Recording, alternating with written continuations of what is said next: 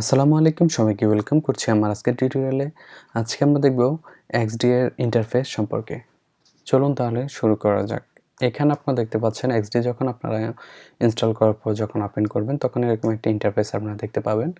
এখানে লেফট সাইডে আপনারা দেখতে পাচ্ছেন নিউ ফাইল ওপেন এবং এখানে আরো কিছু মেনু দেখতে পাচ্ছেন। নিউ ফাইলে যখন ক্লিক করব আমরা এখন একটা নিউ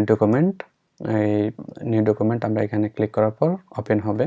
তারপরে এখানে ওপেন করলে আপনার যদি এক্সিস্টিং কোনো ফাইল আপনি ওপেন করতে চান সেটা ওপেনে ক্লিক করে সেটা ওপেন করতে পারবেন।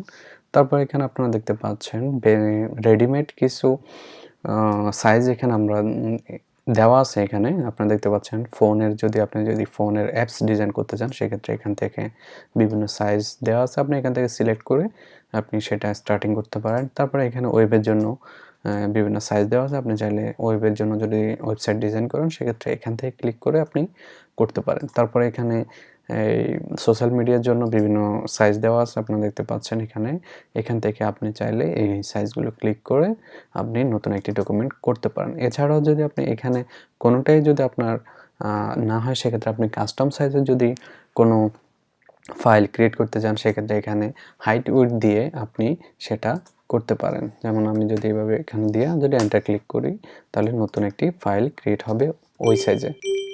এখানে আপনারা দেখতে পাচ্ছেন। আচ্ছা, আমরা আবার ব্যাকে যাই। তারপরে এখানে আরও কিছু মেনু হোম লার্ন এখানে গেলে কিছু আপনার এক্সডি নিয়ে কিছু ব্লগ আছে সেগুলো আপনারা দেখতে পারবেন। এখানে আপনার যে ফাইলগুলো এখানে ক্লিক করলে ফাইলগুলো দেখতে পারবেন। শেয়ার উইথ ইউ, এখানে কেউ যদি আপনার সাথে কোনো ফাইল শেয়ার করে সেগুলো এখানে ক্লিক করলে আপনি এখানে পেয়ে যাবেন। ম্যানেজ লিঙ্কস, আপনার যে ফাইলগুলো আপনি অ্যাডোবি এক্সডিতে ক্রিয়েট করবেন সেগুলো আপনার অ্যাকাউন্টে যে থাকবে সেখানে এই জায়গায় গেলে আপনি সেগুলো দেখতে পাবেন ম্যানেজ লিঙ্কসে গেলে। তারপরে ডিলেটেড যেগুলো আপনি ডিলিট করে দেবেন সেগুলো এখানে গিয়ে অনেক সময় জমা হয়। তারপরে এখানে আপনি সর্বপ্রথম অবশ্যই আপনাকে এক্সডিতে একটি অ্যাডোবির একটি অ্যাকাউন্ট খুলে নিতে হবে। তারপর সেটি লগ ইন করে নেবেন। তারপর এখানে আপনার দেখতে পাচ্ছেন আরও কিছু অপশন এখানে দেখা যাচ্ছে প্রোটোটাইপ উইথ ভিডিও, এখানে গেলে আপনি এটি সম্পর্কে জানতে পারবেন। তারপর এখানে আছে share design with on Behance, এখানে যখন ক্লিক করবেন আপনি বিহ্যান্সে কীভাবে আপনার প্রজেক্টটা শেয়ার করবেন সেটি আপনি দেখতে পারবেন। তারপরে এখান থেকে jump start your design with UI kits, এখানে যখন আপনি ক্লিক করবেন বিভিন্ন ধরনের ইউআই কিটস আপনি রেডিমেড কিছু ইউআই কিটস পেয়ে যাবেন যেগুলোর মাধ্যমে আপনি ডিজাইন করতে পারবেন। যেমন অ্যাপেলের, তারপরে গুগল ম্যাটেরিয়াল, তারপরে আপনার অ্যামাজন সহ আরও বিভিন্ন বড় বড় কোম্পানিগুলোর ইউআই কিটস, রেডিমেড ইউআই কিটসগুলো আপনি পেয়ে যাবেন। আপনি সেক্ষেত্রে এগুলো ডাউনলোড করে আপনি চাইলে এগুলো আপনার প্রজেক্টে ইউজ করতে পারবেন।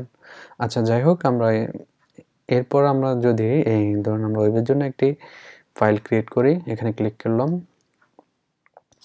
ক্লিক করার পর আপনারা দেখতে পাচ্ছেন এরকম একটা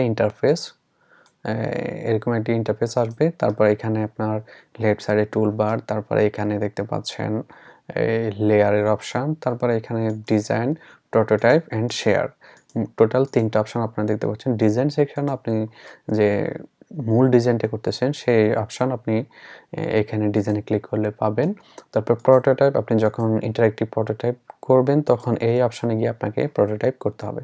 তারপর আপনি যদি এটি কারোর সাথে শেয়ার করতে চান সেক্ষেত্রে এখানে শেয়ারের মাধ্যমে আপনি সেটি শেয়ার করতে পারবেন। আর শেয়ারের অপশানগুলো লিমিটেড, আপনি যদি প্ল্যানটা আপগ্রেড করে নেন সেক্ষেত্রে আপনি আনলিমিটেড ফাইল শেয়ার করতে পারবেন।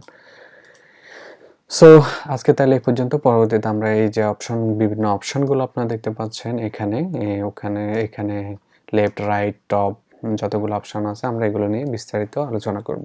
আজকে তাহলে এই পর্যন্তই। সবাই ভালো থাকবেন। আল্লাহ হাফেজ।